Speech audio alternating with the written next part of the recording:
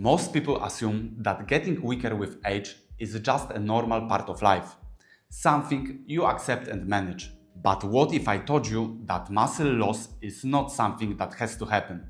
That the research is clear. You can reverse it at any age. And that the window to do something about it is open right now. If you are over 60 and you have noticed that climbing stairs feels harder than it used to, that getting up from a chair takes more effort, that your energy is not where it was, this is not just aging. This is muscle loss. And it has a name. It is called sarcopenia. Most people are never taught this is happening, never taught why, and never taught what to do about it.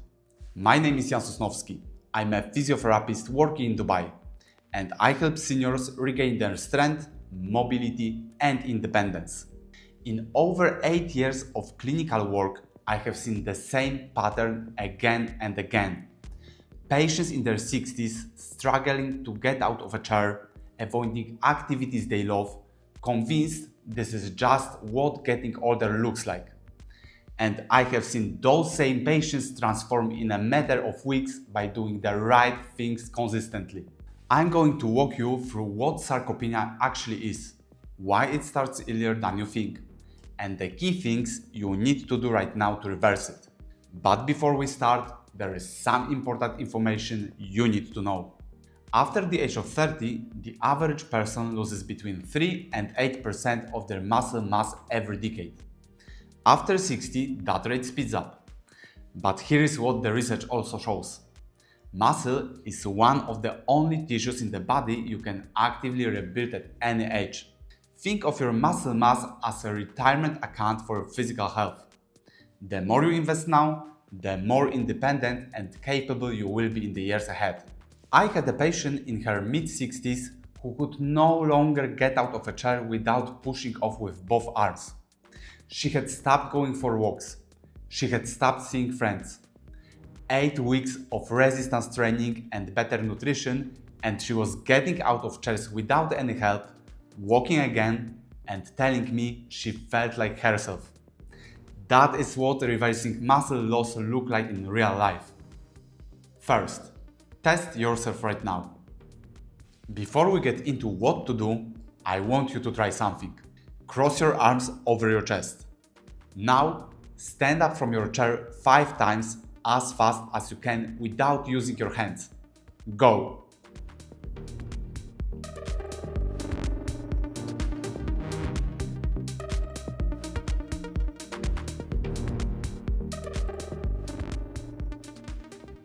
How did that feel? If it was difficult, if you needed to use your hands, if you could only manage a few, that is your body telling you something important.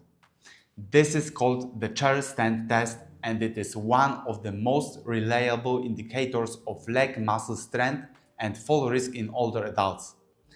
The good news is that this test is also one of the first things to improve when you start doing the right exercises. Come back and try it again in 4 weeks.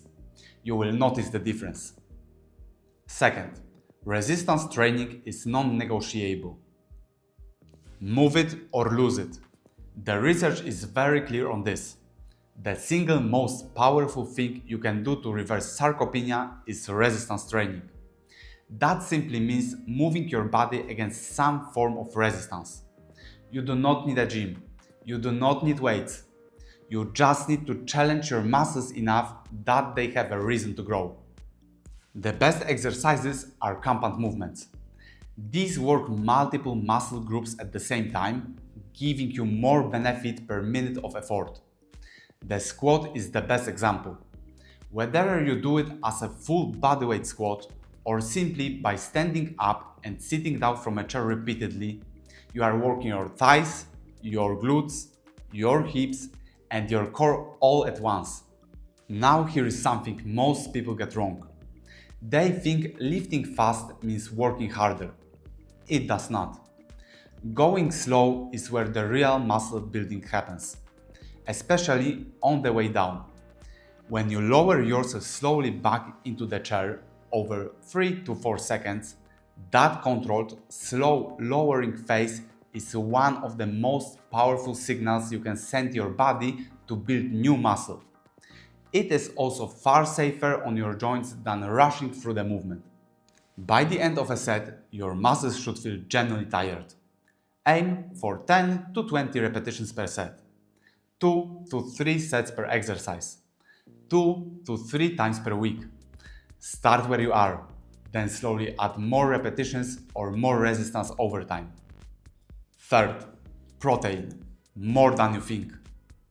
As we get older, our bodies become less efficient at using the protein we eat to build and repair muscle. This is called anabolic resistance. It means the older you are, the more protein you actually need, not less. Research shows that older adults who want to maintain or build muscle need closer to 1.2 to 2 grams of protein per kilogram of body weight per day. That is significantly more than most people are currently eating. Now, not all protein is equal. You want to look for protein sources that are rich in amino acid called leucine.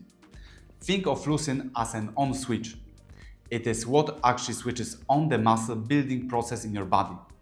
The best sources of leucine-rich protein are eggs, meat, fish, dairy, and whey protein. If you are plant-based, soy protein is also a solid option. Spread your protein across 3 to 4 meals throughout the day rather than eating it all at once. Your body can only use so much at one time. Little and often is far more effective than one large protein-heavy meal. If you are not sure how much you are eating, track it for a few days. Most people are genuinely surprised by how far below their target they actually are. Fourth, daily movement habits. Resistance training 2 to 3 times per week is essential. But what you do the rest of the time matters too. When you use your muscles regularly throughout the day, your body receives a consistent message that those muscles are still needed. When you sit for hours without moving, that message disappears. The most effective daily habits are also the simplest. Choose the stairs instead of the lift every single time. Stand up and sit down from your chair without using your arms whenever you can. Break up long periods of sitting with short walks or movement every 30 to 45 minutes. These small habits compound over time. They add up to thousands of extra muscle contractions every week that you would otherwise be missing. Fifth, sleep, hydration, and nutrients. Here is something most people do not realize. Your muscles do not grow in the gym. They grow while you sleep. Exercise creates the signal. Sleep is when your body actually does the rebuilding. If you are not getting 7 to 8 hours of quality sleep per night, you are limiting your results no matter how well you train or eat. Hydration matters too. Muscle tissue is largely made up of water. Even mild dehydration can reduce muscle performance and slow recovery. And finally, 2 nutrients are worth checking: vitamin D and omega-3 fatty acids. Low levels of either of these have been directly linked to faster muscle loss and reduced muscle function. Many older adults are deficient in both without knowing it. Neither is expensive to test for. Ask your doctor to check your levels.